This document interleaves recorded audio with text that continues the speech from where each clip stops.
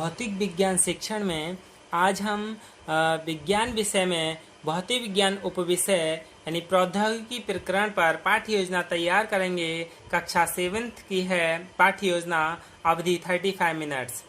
सामान्य उद्देश्य हैं इसके जनरल ऑब्जेक्टिव छात्रों की तर्क शक्ति, विचार शक्ति, कल्पना शक्ति आदि मानसिक शक्तियों का विकास करना, छात्रों को वैज्ञानिक तथ्यों का ज्ञान कराना तथा उनका व्यावहारिक उपयोग सिखाना और छात्रों में विज्ञान विषय के प्रति रुचि उत्पन्न करना तथा उनमें एकाग्रता, आत्मनिर्भरता का भाव उत्पन्न करना, छात्रों में वैज्ञानिक दृष्टिकोण उत्पन्न करना।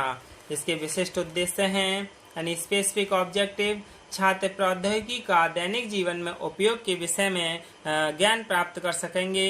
छात्र प्रौद्योगिकी के विकास द्वारा विभिन्न क्षेत्रों में क्रांति के विषय में ज्ञान प्राप्त कर सकेंगे। छात्र प्रौद्योगिकी के विकास की हानि के विषय में ज्ञान प्राप्त कर सकेंगे।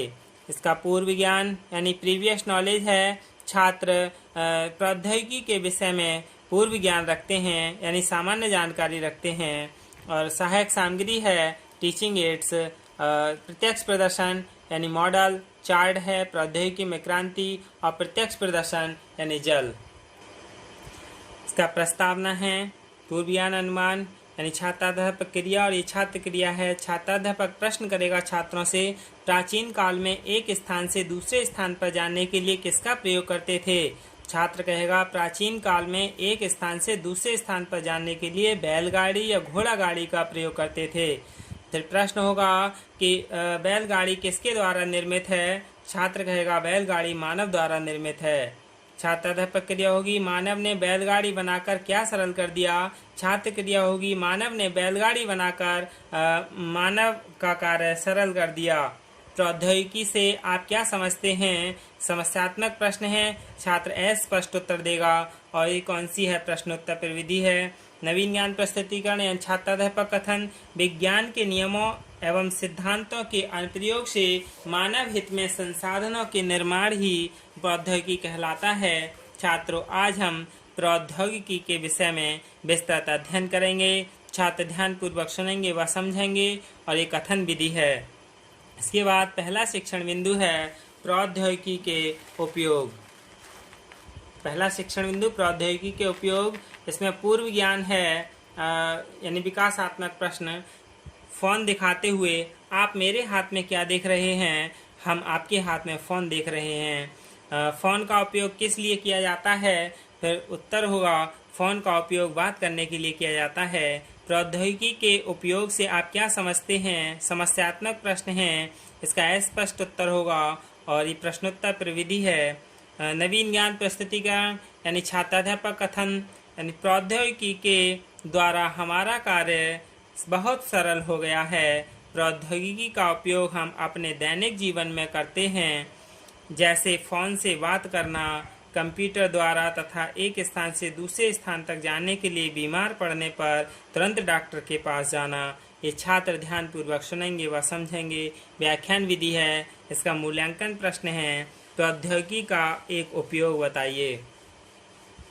इसके बाद दूसरा शिक्षण बिंदु है प्रौद्योगिकी के द्वारा क्रांति यानी पूर्व ज्ञान अनुमान।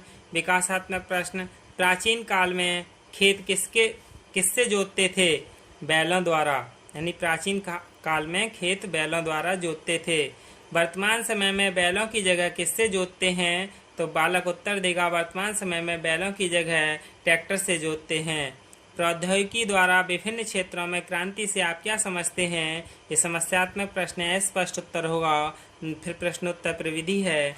नवीन ज्ञान प्रस्तुतिकरण या छात्राध्यापक कथन होगा कि विज्ञान और प्रौद्योगिकी के विकास से विभिन्न क्षेत्रों में क्रांतिकारी परिवर्तन हुए हैं। आज हमारे देश में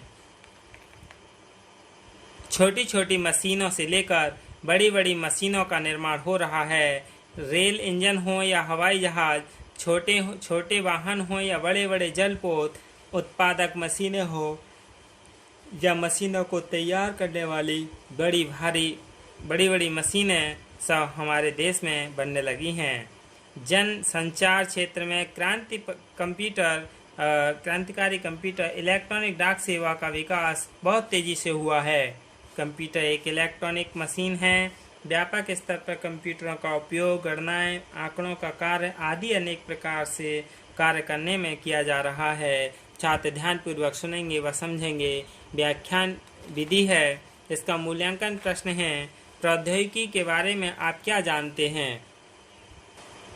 इसमें प्रौद्योगिकी क्रांति से हानि यानी पूर्व ज्ञान अनुमान तीसरा शिक्षण बिंदु है। और इसका विकासात्मक प्रश्न है, पानी दिखाते हुए आप मेरे हाथ में क्या देख रहे हैं? छात्र कहेगा हम आपके हाथ में साफ पानी देख रहे हैं। साफ पानी में गंदा पानी मिलाने से क्या होता है? फिर बालक उत्तर देगा साफ पानी में गंदा पानी मिलाने से पानी गंदा हो जाता है। फिर इसका प्रश्न होगा, प्रौद्योगिकी क्रांति से होने वाली हानियों के विषय में आप क्या जानते हैं? समस्यात्मक प्रश्न है, अस्पष्ट उत्तर है, तो इसमें नवीन ज्ञान प्रस्तुतिकरण होगा। छात्राध्यापक कथन, बड़े बड़े उद्योगों की संख्या बहुत बढ़ गई है। इससे निकलने वाली अपशिष्ट पदार्थ द्वारा ऐसे ही यानी बिना उपचार के नदियों में बहा दिया गया अथवा भूमि में विसर्जित कर दिए जाते हैं, जिसके कारण नदियों का जल तथा भू क्षेत्र प्रभावित हो रहे हैं। बाघों की संख्या में भी कमी हो रही है। छात्र ध्यानपूर्वक सुनेंगे व समझेंगे। व्याख्यान विधि है और इसका मूल्यांकन प्रश्न है, यानी प्रौद्योगिकी के द्वारा होने वाली एक क्रांतिकारी का नाम बताइए। एक क्रांति का नाम बताइए। बोधात्मक प्रश्न है, प्रौद्योगिकी के उपयोग बताइए। फिर दूसरा है, प्रौद्योगिकी की क्रांति से हानि बताइए। यानी जो हम पढ़ाया है उसका दोबारा से रिकॉल कर लेते हैं ताकि बच्चों का जो ज्ञान है वो स्थायी हो जाए। श्यामपट्ट सारांश यानी पूर्व ज्ञान स्थायीकरण। छात्राध्यापक श्यामपट्ट पर प्रौद्योगिकी के उपयोग, क्रांति व हानि के विषय में इंगित करेगा और छात्र श्यामपट्ट कार्य जो छात्र हैं वो श्यामपट्ट कार्य अपनी उत्तर पुस्तिका में नोट करेंगे तथा जो छात्राध्यापक हैं वो कक्षा का निरीक्षण करेंगे। फिर निरीक्षण कौशल कार्य है। छात्राध्यापक श्यामपट्ट पर अंकित कार्य उत्तर पुस्तिका पर अंकित करने को निर्देश देगा यानी कहेगा और छात्र आसानी से उन्हें उतार लेंगे। गृह कार्य है, प्रौद्योगिकी के बारे में आप क्या जानते हैं लिखिए। यदि छात्र ने सब कुछ अच्छे से पढ़ा है तो प्रौद्योगिकी के बारे में वो आसानी से बता देगा कि क्या है और ये लिख भी लाएगा प्रौद्योगिकी के बारे में। और ये क्या है इसका यानी श्यामपट्ट लेखन विधि है। श्यामपट्ट लेखन विधि जिसमें दिनांक, विषय, उपविषय सारा ही श्यामपट्ट सार लिखा हुआ है।